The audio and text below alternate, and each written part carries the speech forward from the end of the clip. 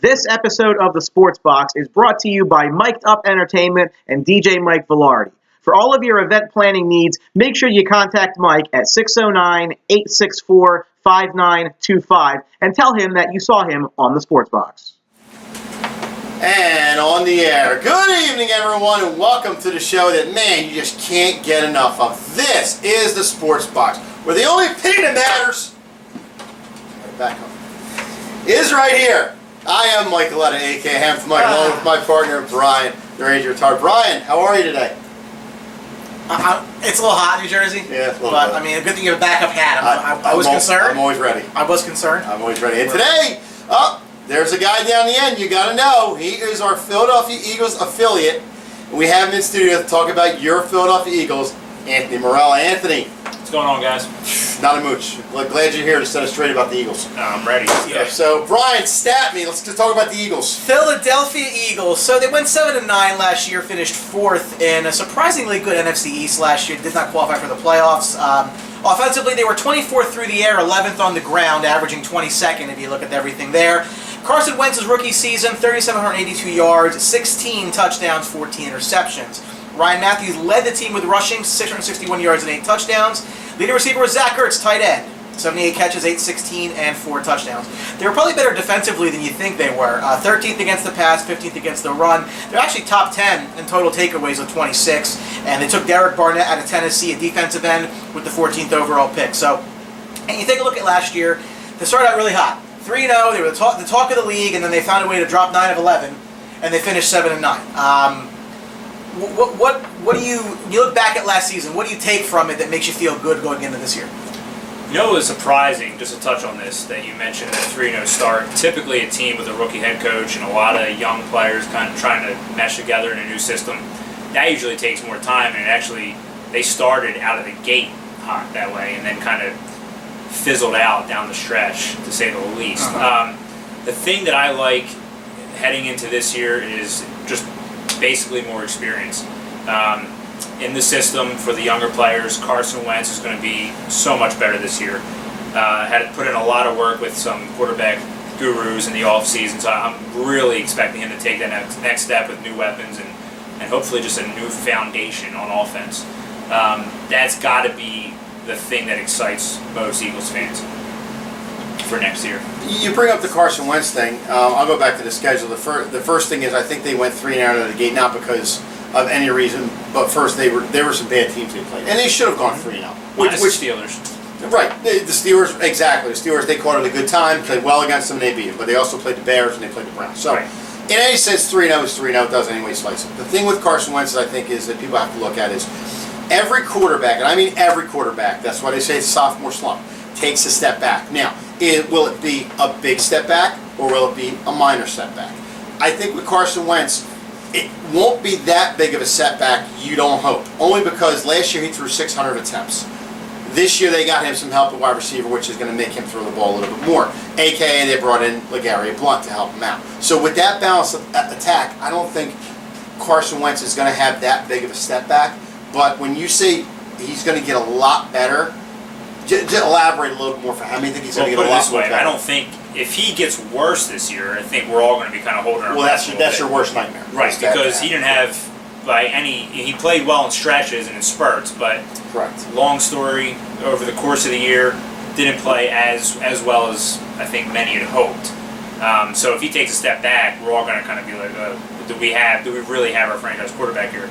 I believe they do. I think his mentality, the great quarterbacks have that can do and that want to, like work ethic. Mm-hmm. So I think that he demonstrates all of those leadership qualities. He gets a team rallied around him. He had the receivers out in North Dakota. It takes a lot to get guys to go out to North Dakota with you. Because there's nothing out there. I know Sam Bradford in the past took guys out to, I think, San Diego. Oh, Florida's not a hotbed out there? No, actually it isn't. Apparently they had a great time, though, from what you read on Twitter and everything. But he's got that mentality that the great quarterbacks possess, and hopefully he'll be able to take that step forward this year. He's got a much better supporting cast, and a lot of it's going to lie on Doug Pederson's shoulders to see if he can actually call plays offensively and be successful. And actually, you mentioned Doug Pederson taking the words out of my mouth, talking about another very important position with a second-year guy. That's Pederson. You take a look at last year. I don't necessarily know that he showed himself to really, be like a locked-in guy who you can see coaching this team for a long period of time. What kind of grade did you give him last year, and what are you looking forward to with some changes that he needs to make coming into this season? Yeah, I was really trying not to be too hard on Doug Pederson last year. He was kind of, boys amongst men, if you so to speak, with NFL coaches. I still don't see it with Doug Pederson. I'm sorry. I want to give him a chance to do well. If you look at the great coaches in the league, you could tell right away that they were going to be great coaches in this league. And for me, Doug Pederson, there were times last year when I'm sitting in the stands watching the game, I'm like, what is he doing? Like, I had no idea some of his play calls, what the reasoning behind them were. He really has to prove to me that he can call a game next year. And I really think that's going to be the only thing holding this team back. They have talent in areas, but if the coaching doesn't step up this year, they're going to be in for another long season. They can either be, I really see this team, they can finish anywhere from 1, 2, 3, or 4, and if Doug Pederson's to take that step forward along with the other young guys, they're going to be 4 again in the division. You talked about the offense a little bit, and we were talking about the offense and the way on paper they should be better, obviously, with the people they've brought in and the free agents they've had. On the defensive side of the ball, like Brian said, 13th in the league last year in passing defense. This year, the early rankings for them are the second worst secondary in the league. Yeah. Now, their need going into the draft, I feel, was a secondary. They drafted Barnett for defensive help on the end, which is fine to a point, and they Jones. Second round, who's going to be hurt this year, probably sit out, who was a good back at the time before he got hurt. And we'll see on him if he lost a step. But my question to you is, Barnett, was that a good pick, even though he might have been the best available at that time? Because they do have Vinny Curry and Brandon Graham. I can't see them picking a guy in the first round to rotate him in with those two guys. Why not draft a guy who is a need guy now who you can plug into your secondary and make it a little bit better? I get your point. I think this team isn't really contending this year. So I don't know if you can really draft from need if you're the Eagles. If you're the Patriots, fine. Or if you're the Falcons, you're so close to winning the Super Bowl, fine. Derek Barnett makes more sense, and I, if you remember from our mock draft, I took Charles Harris from Missouri. Derek Barnett was not available. But, long story short, Barnett is going to add an explosive pass rush. He's going to be opposite either, Brandon Graham, just rotating in and out with guys. I think he will start. And he's going to make your secondary better because he's going to be able to get to the quarterback, something that we did last year but just not enough of. We got pressure but not enough sacks. I think they were maybe middle of the pack, maybe even below average in terms of sacks last year. I just think it's tough to draft a guy at that position only because you're paying Vinny Curry. It may not be the play the same player. You're paying him an awful lot of money. And you're bringing in a secondary guy who, fills a need, but there's a guy who's going to sit the entire year, and you got to hope he has the same step that he did before he was. Yeah, absolutely. So, I will say this though, cornerback and defensive end, they're two blue chip positions in the NFL, and you definitely need a big time pass rusher in the NFL. If you can't get to the quarterback, I don't care who you have in secondary, life's going to be miserable on defense. And plus, it makes your secondary better if the guy can get to get to the quarterback. Right. They were very active in free agency, probably one of the most active teams in the league. Again.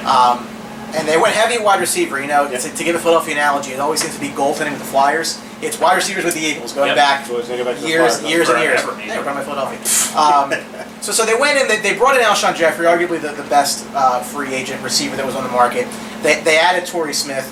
They still have Jordan Matthews. Zach Ertz has another year under his belt. But what's interesting is a lot of the guys they brought in, Blount included, are sitting on one-year deals. Jordan Matthews also in last year of his deal. It's interesting because they don't appear to be hitching their wagon to any of these guys. Right. And it's kind of a trial prove-it contract. Yes. But I guess the question for me is, you have the ability to bring in a guy like Alshon Jeffery, and salary cap aside, is it in the team's best interest to not lock him up longer term because A, it's either going to cost you more next year if he decides to stay, or B, you run the risk of him going elsewhere after building up a rapport with a young quarterback. Right. Talk to me about what you think about that. I thought it was more of a interestingly enough, because he's not too much of a safe guy, but Howie Roseman was really safe with this. Alshon's had his injury concerns and his injury battles throughout the years. His weight's kind of ballooned every now and then, and not sure he gave 100% effort in Chicago. So yeah, he played it safe. The guy obviously has unbelievable talent when he's on the field. The thing that's interesting to me is they can franchise tag him after the year if they really want to, which is okay. It's going to cost you a fortune, so hopefully they're going to hammer out a longer term deal and stay away from that route. But yeah, you have Carson Wentz, who is a second year quarterback now, and he's the guy that you drafted to be the franchise guy. If you don't give him receivers who you're going to work with, or who he's going to work with long term, what's the purpose? Like, what's the sense of getting a guy like Alshon and Torrey Smith and all these guys who are on 1 year deals? And I know Smith's on 3, but it can technically be only 1. I don't even understand why. I don't see them contending this year. Why sign guys on 1 year deals? I agree with you. The only thing I can really say is they have a leeway there with that being able to franchise tag Alshon Jeffery after the season. But you got to lock him up long term, and give Carson guys to develop with. You can't just be like, here's a bunch of guys every year and expect them. Well, I think it was something with Alshon too. He wanted to prove himself in the league, and let's face it, he's on a 1 year deal. There's no guarantee for him, but also he blows up this year and may have a great year. He's getting paid next year. So that's the thing. And the Eagles have no ties to him either. So if he didn't work out, like you said, he did get hurt and everything like that, the Eagles are off the hook with him. So it's kind of a risk-reward thing. It is. If he has a great year, you got to hope he can sign. I think there's more risk than reward, though. But also on the flip side, right, and also on the flip side of that, if they do actually let him go next year, they're definitely going to get Aguilar off the books next year. And they already got Durrell Green Beckham off the books. A lot of salary is going to be there, so next year could be even more free agent frenzy. Jordan Matthews. Right, but then you got to worry about, like you said, the chemistry with Wentz. You're going to have 3 different receivers coming in. You're going to have different guys rotating. Ertz, he's going to have 1 more year on his deal. Who knows if he's going to stay? You're going to have a lot of guys going in and out of that offensive lineup with a young quarterback. And there's still no running back that's going to be here past Correct. next year. Make no bones about it. LeGarrette Blount is an upgrade from what they had. He did have 18 touchdowns last year, but remember, different styles again with the Patriots. And he's never been any good on any other team. Correct. You look at the touchdowns that LeGarrette Blount had. A lot of those touchdowns were inside the 10-yard line. Can the Eagles get inside the red zone as much as the Patriots? I don't think so. Probably not. But he's a guy that's going to suffice to give the ball to him, was the best out there. Yes. And I agree with the sign.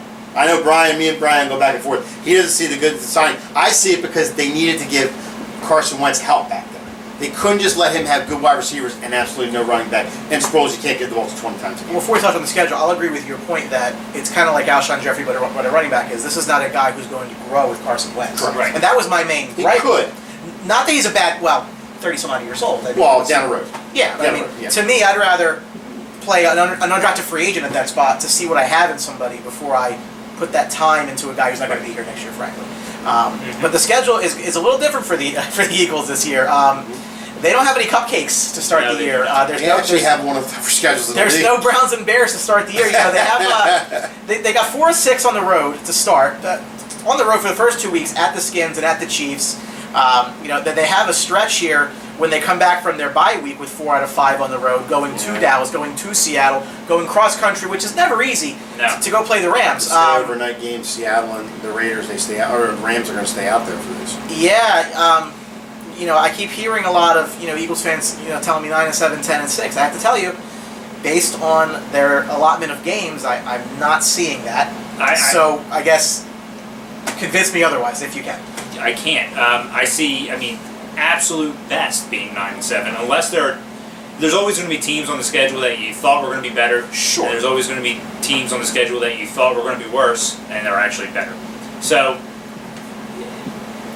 that first stretch is brutal. I think, to be honest, if they go 9-7 this year, that's a hell of an improvement. Because not only... With that schedule, yes. Absolutely, that's what I'm saying. Because they did technically get better on offense, and they should be a better team. But you also got a tougher schedule, so that's going to balance out. So if they get a little bit better, even if it's 1 or 2 games in last year, that proves that Doug Pederson is finding his mistakes and he's eliminating them. And they're also getting better with a better schedule. So for people to tell me they're going to go like us, 11 and 12 win, you're out of your mind. Because they're going to the Super Bowl if they win 11 or 12 wins this year. And that's not going to happen with the schedule. I don't see in the first 6 games how they win any more than 2. That's just brutal. Well, again, you know, on any schedule, there are games that you're supposed to lose and you win, and there are games you're supposed to win and you lose. Right. So it could go either way. But yeah, like I said, they have no bones about it. They have a tough schedule. So really tough. Yeah. Any other thoughts before we? Well, actually, did you make a final call on the record? Did you make your prediction? I think you did say for the Birds. He's at the best case. Okay. I'm going to stick to 9-7. I said 9-7, 8-8. That's probably we're hovering around. You know, it's not going to be enough to get into the playoffs. They were a 6-win team last year. They got the Cowboys on a game they didn't need, right? So to me, they're a 6-7 win team. I don't see a lot of difference between this team last year and this year, and I say that because wide receivers don't win you football games, right? They didn't really address their defense a lot. Their secondary. The fact that they were 13th in the league last year is shocking to me because, I mean, watching those games, it sure didn't feel like it. Yeah. They've gotten progressively worse. Again, you need to see Wentz take that progression for sure. And you hope he doesn't take a huge step back. But I don't think this coach is the right coach to help him get there. That would be my concern as an Eagles fan, do I have the support staff to get out of this kid what he can do? If he's making the same mistakes he did last year, then they got problems. And he's not going to be here then. You know what I would suggest, and it's never going to happen because I don't run the team, but I wouldn't mind Jim Schwartz being the head coach and him bringing in a talented offensive coordinator. That would be so much better than if Doug Pederson were the head coach. But of course, Jeffrey Lurie has an affinity for offensive guys, so it's never going to happen. But I think they'd be much better off.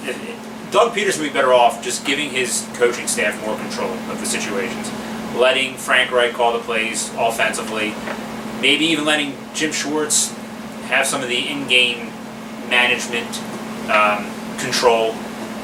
Kind of like Dallas. Yep. Yes, exactly. Doug Pederson should be what Jason Garrett is to the Cowboys. Well, Jason Garrett is an ass clown, so before you put that on Doug Pederson, I wouldn't necessarily. I'm a Cowboys fan, I know this. Only it's worth no, but I agree with you. They have talented guys there the way Dallas does.